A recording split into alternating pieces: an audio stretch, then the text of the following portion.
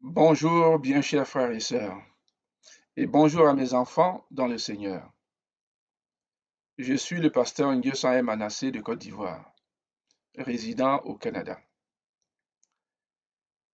Alors, dans la reprise de nos échanges de samedi, qu'on a interrompu déjà depuis quelques mois, nous allons avoir une émission, si possible en simultané, sur YouTube et Facebook. Et avant donc cette émission, je vous soumettrai à chaque fois, quelques jours avant, une réflexion pour vous préparer à cet échange de samedi. Alors, l'émission du samedi va toujours débuter par l'écoute de cette capsule et ensuite, les grandes idées de la capsule seront discutées en ramenant le débat à un niveau de compréhension très bas, afin de permettre à tout le monde de comprendre et d'avoir une opinion bien éclairée. Enfin, le but de cette émission également est de permettre aux panafricains de la diaspora de comprendre les clés qui ouvrent les portes en Occident et comment pouvons-nous les adapter à nos cabanes aussi pour les ouvrir. Alors la réflexion d'aujourd'hui qui sera discutée samedi s'intitule les portes, s'intitule plutôt les pièges de ce monde. On va écouter, euh, on va écouter Les pièges de ce monde. Aujourd'hui, je vous soumets cette petite réflexion, les pièges de ce monde, qui va servir de trame à notre discussion du samedi 21 novembre 2020, à midi GMT, à l'émission Cadco Développement, en simultané sur YouTube et Facebook. Il était question d'échanger sur le discours de Léopold II en 1883 à propos des missionnaires envoyés au Congo. Mais vu l'importance de cette question, nous décidons de la reprogrammer ultérieurement. En effet, ce monde dans lequel nous vivons est construit en labyrinthe par des geôliers qui, quoi qu'on fasse, nous piègent. Dans ce monde, il n'y a pas de totale liberté.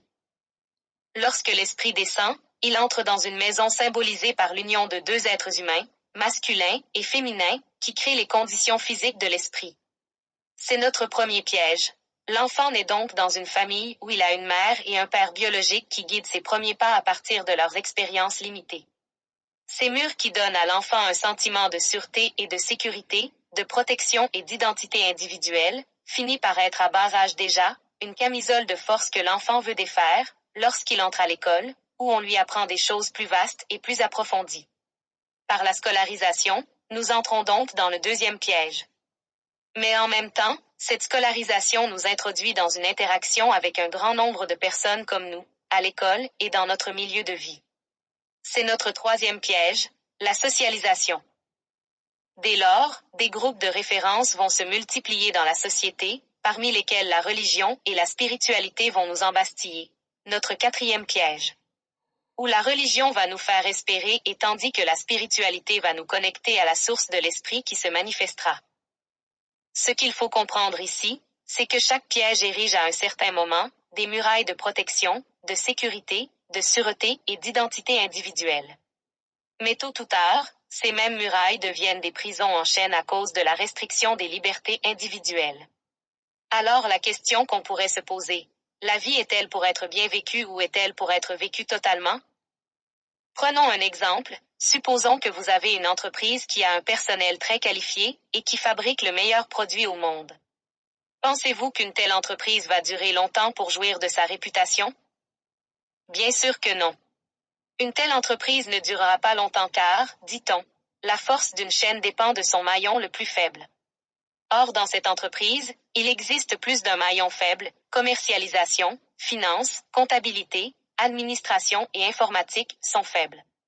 Par conséquent, cette entreprise n'aura pas un bon rendement à moyen terme. Pour lui donner une chance d'avoir un bon rendement à moyen terme, il faut dès le départ faire fonctionner chacune des 7 fonctions administratives et s'assurer d'harmoniser le travail d'ensemble de cette entreprise. Ce qui est vrai pour l'entreprise, l'est aussi pour chacun de nous. La vie n'est pas pour être bien vécue. Elle l'est pour être vécue totalement. Totalement, c'est-à-dire, avant de mourir, tous les aspects de votre vie doivent être explorés au point qu'il n'y ait point de regret. Ainsi donc, pour la vivre totalement, Il faut commencer par détruire nos murs psychologiques qui nous maintiennent enfermés dans la prison construite par les pièges de ce monde. C'est seulement en dehors de cette prison qu'on est libre. Et c'est parce qu'on est libre qu'on peut rechercher un équilibre qui nous permettra de choisir nous-mêmes notre prison. En bien y réfléchissant, pensez-vous que toute notre vie se limiterait à la famille, à la scolarisation, à la socialisation, à la religion et spiritualité? Bien sûr que non. Sinon, en tant que fragment de l'univers, pensez-vous que le reste de l'univers n'aurait pas de contact avec nous? N'aurait pas d'influence sur nous? Ou inversement? Ce sont quelques éléments de tout cet ensemble qui fondent la trame de ma vie pastorale. Que Dieu vous bénisse. À samedi.